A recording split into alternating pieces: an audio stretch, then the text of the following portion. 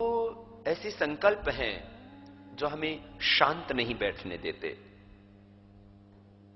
मैं उसको वैयक्तिक रूप से भी कहूं और जो मेरी तरह से विचार रखने वाले आप सभी भाई बहनों की ओर से भी मैं कहूं इस बात को। UK, USA, Canada, Africa, Japan, दुनिया के और सभ्य देशों की यात्रा करने के बाद में बार बार एक बात दिल को करोदती है, बार बार एक संकल्प हृदय में उठता है, एक विचार अंदर से उठता है और झकझोरता है इस बात के लिए कि क्या जैसे दुनिया में असमानता की खाई बहुत कम है, क्या वो हमारे यहां नहीं हो सकती? क्या पूरी दुनिया में स्वच्छता इतनी अच्छी है? जब हम विदेशों में रहते, मैं आपको सच कहता हूं, बार बार ये मन में विचार उठता है, क्या ऐसा साफ सुथरा हमारा देश नहीं हो सकता? मेरे साथ तमाम देशों में लगभग हरी भी गए, दो देशों को छोड़ के। ये लोग भी सोचते हैं कि हमारे यहां क्या हमारा देश ऐसा नहीं हो सकता? ये आस्था वाले भी मेरे साथ रहते हैं हमेशा, ये भी देखते हैं वहां की एकदम साफ सुथरी सड़क। मैंने करीब लगभग 6 महीने से ज्यादा तो मैं विदेशों में रहा हूंगा पूरी यात्राओं के दौरान। एक दिन भी यहां घूमने के नहीं गया था, काम करने के लिए गया था। लेकिन मैंने देखा इस पूरी यात्रा में एक भी पशु सड़क पर नहीं मिला, एक भी। यहां तो मैं यहां से लेकर के पतंजलि योगपीठ में जाता हूं ना, 50 मीटर में कम से कम 50 पशु मिल जाते हैं। आप क्या कहेंगे कि जो फिर क्या वहां पशु नहीं होते? होते हजारों हजारों होते हैं, लेकिन उनको बांध के रखते हैं, व्यवस्थित रखते हैं। फिर सड़कें इतनी चौड़ी कि कुछ एरियो में ट्रैफिक जाम होता है। अमेरिका में बहुत बड़ी बड़ी सड़कें, हम इतनी बड़ी बड़ी सड़कें बनाने के पक्षधर नहीं। उतनी सड़कें हम बनाएंगे तो हमारी तो लाखों एकड़ जमीन ही उसमें चली जाएगी। परंतु दिल्ली से और हरिद्वार पहुंचने में कम से कम 5 से 6 घंटे का वक्त लग जाता है। अमेरिका में यह दूरी तय करनी हो तो मुश्किल से 2 घंटे का वक्त लगेगा। तो क्या हमारे यहां पर ऐसी सड़कें नहीं बन सकती? खाली सड़कों की बात नहीं, वहां जब हम किसी मोहल्ले में रहते हैं, किसी शहर में रहते हैं, गांव भी हमने जाके देखे, गांव के पास से या मोहल्ले के ऊपर से या आपके कस्बे में, शहर में जो लाइनें जाती हैं, कोई भी नंगी लाइन नहीं मिलेगी। उसके ऊपर प्लास्टिक लगा होता है, कोटेड होती हो, जिससे कि कोई किसी का हाथ में लग जाए तो मरे नहीं।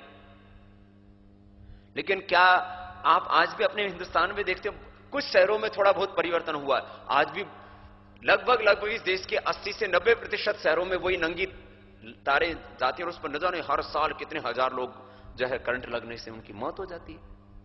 ये एक छोटी सी बात थी, इससे आगे की बात कहना चाह रहा हूं। स्वच्छता इतनी ज्यादा, अपने यहां भारत में तो शायद 1-2 सड़कें होंगी जो इतनी साफ होंगी। तो हम विदेशियों को बहुत मामलों में अपने से पीछे मानते रहे हैं। माना कि हमारे पास संस्कार बहुत अच्छे हैं, माना कि हमारा फैमिली सिस्टम बहुत अच्छा है, माना कि हमारे पारिवारिक रिश्ते बहुत पवित्र हैं, माना कि हमारे लोगों को आज भी बहुत आत्मसंतोष है, बहुत सी चीजों में हम आगे हो सकते हैं, लेकिन यहां तो पीछे हैं। वहां हर आदमी के बच्चे को, गरीब के बच्चे को भी पढ़ने का उतना ही अवसर मिलता है अपने आप को विकसित करने का जितने कि अमीर के बच्चे को। और यदि मां बाप स्कूल में अपने बच्चे को नहीं भेजते तो मां बाप को दंड मिलता है, बच्चे को नहीं मिलता है। मां बाप को स्कूल में ना भेजने पर बच्चे को दंड मिलता है। तो क्या हमारा देश ऐसा नहीं बन सकता? वहां भ्रष्टाचार लगभग 99% नहीं है, 1% भ्रष्टाचार है, बहुत ऊंचे लेवल पर है। 99% आपको किसी ऑफिस में कहीं रिश्वत देने की जरूरत नहीं। आप जाएंगे, आपका काम हो जाएगा। आपको किसी अधिकारी के चक्कर काटने की जरूरत नहीं, अधिकारी को भी फुर्सत नहीं है कि आपको चक्कर कटवाए। वहां पुलिस किसी को नाजायज, 99% पुलिस किसी को नाजायज परेशान नहीं कर सकती। वहां भी पुलिस को अधिकार दिए हुए हैं, ऐसा कि नहीं कि पुलिस के पास अधिकार नहीं है। आज भी वहां पुलिस से ऐसे डरते हैं जैसे लोग हमारे यहां आज से 50 साल पहले डरा करते थे, यूके में, यूएसए में। वहां जब किसी एम्बुलेंस कोई सड़क से गुजरती है तो सारी, मैं देखता हूं कि करीब 5 किलोमीटर सड़कों पर वाहन एक तरफ हो जाते हैं, एम्बुलेंस की गाड़ी को गुजरने देते, पुलिस की गाड़ी को गुजरने देते। फायर ब्रिगेड की गाड़ी को गुजरने देते, कई किलोमीटर तक लोग एकदम अपने आप साइड में खड़े हो जाते, कोई सड़क पे बीच में नहीं चलता, सब लोग गाड़ियां खड़ी करके रहना पड़े, लेकिन एम्बुलेंस की गाड़ी कोई गुजरने देते, क्योंकि उसमें हो सकता है कोई आदमी जिंदगी और मौत के बीच में जूझ रहा हो। हमारे यहां तो एम्बुलेंस में आदमी मर जाए ना, आगे निकलने ही नहीं देते, और एम्बुलेंस के पीछे और 10-20 गाड़ियां लगा देते, चाहे उसका एक्सीडेंट ही क्यों ना पड़े, बोले एम्बुलेंस के पीछे निकल जाएंगे, टू टू कर रही है ना, अपन भी इसके पीछे पीछे हो लेते। पुलिस की गाड़ी आती है तो पुलिस कब आएगी? पुलिस इमरजेंसी में आएगी। कभी भी कॉल करो तो विद इन लगभग 5 मिनट शहर के अंदर, गांव के अंदर कोई फोन करे तो मुश्किल से 15 से 20 मिनट में आपको पुलिस मिल जाती है, प्रोटेक्शन के लिए, आपकी सुरक्षा के लिए है ना। हमारे यहां पर जब चोर भाग जाते हैं तब पुलिस आती है, क्योंकि चोर कह के आते मैं इतने बजे चोरी कर रहा हूं, जब कॉल कर लूं तभी आना हुआ। बहुत घटनाएं तो ऐसी होती है। और या उनको पहले से ही देकर रखते कि उस एरिया, वो एरिया हमारा है, उस एरिया में जब हम कोई वारदात करे, चोरी करे, लूट करे, किसी के साथ में कोई भी जहां रैप करे, वहां तुम्हें आना ही नहीं, इतनी देर तक हम चले जाए तब आना वहां से। एक बात कह रहा था, फायर ब्रिगेड की हमारी गाड़ी आएगी तो भी हमारे यहां रास्ता नहीं देते ना लोग। मैंने तो अपनी आंखों से देखा है, बड़े शहरों में, छोटे शहरों की तो बात छोड़ो, वहां जब तक सबको जल के राख हो जाएगा, पहली बात तो फायर ब्रिगेड की गाड़ी तब तो वहां से चलनी स्टार्ट होगी। कहीं कहीं तत्परता बढ़ती जाती है, लेकिन वो तत्परताएं कितनी प्रतिशत हैं? 10 से 20%। हमारे यहां पर ऐसा नहीं कि सब कुछ ही मतलब अंधेर कर दिए, अच्छा है, लेकिन कितना प्रतिशत है अभी? 10%, 15%, कहीं 20%। अच्छा है हमारे यहां 10 से 20%, खराब है हमारे यहां पर 80 से 90%। तो क्या ये 80 से 90% अच्छा नहीं होना चाहिए? होना चाहिए।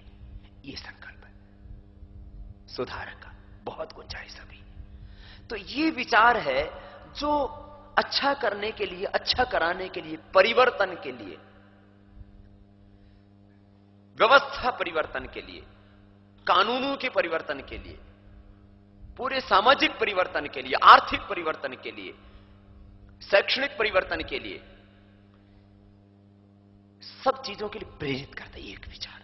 दूसरा विचार जो मौन नहीं बैठने देता, शांत नहीं बैठने देता, वो ये कि मैं जिस सुख के साथ जी रहा हूं, मैं जिस आत्मसम्मान और स्वाभिमान के साथ जी रहा हूं, जब मैं अपनी तुलना देश के करोड़ों लोगों से करने लगता हूं तो मैं पाता हूं कि 99% लोगों का आत्मसम्मान आहत है, वो ठगे जा रहे हैं, उनके साथ में धोखा होता है। कभी भी कहीं पर किसी वक्त किसी पर भी आक्रमण हो सकता है, कभी भी कहीं पर भी किसी भी बहन बेटी के साथ में कोई भी दुराचार व्यभिचार कर सकता है, हाथ उठा सकता है, उसकी इज्जत के साथ खिलवाड़ कर सकता है।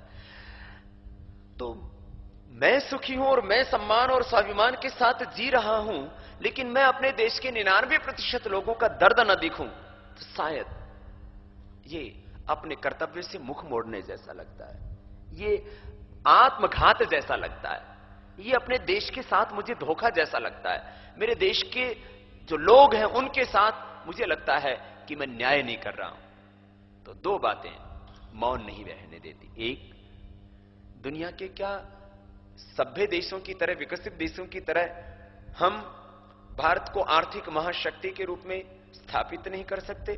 क्या पूरी दुनिया के दूसरे देशों की तरह हम भी गरीबी, बेबसी, लाचारी और गुलामी से बाहर नहीं निकल सकते?